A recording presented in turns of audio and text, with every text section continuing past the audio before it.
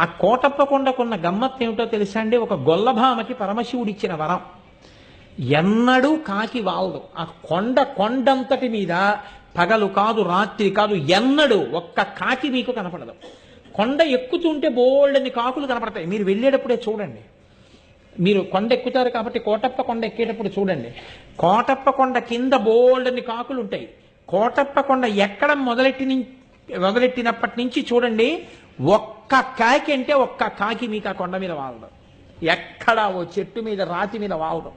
కారణం, ఒక గొల్లభామ రోజు అక్కడ ఉన్నటువంటి శివుడికి తీసుకొచ్చి అన్నం పెడుతుండేది, పెరుగు అవిని.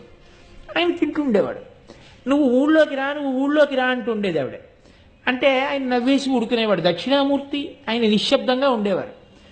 ఆవిడ ఒకరోజు తీసుకొస్తూ చల్లకుండా తీసుకొచ్చి అక్కడ పెట్టి కూర్చుంది బడలికి. కూర్చుంటే ఒక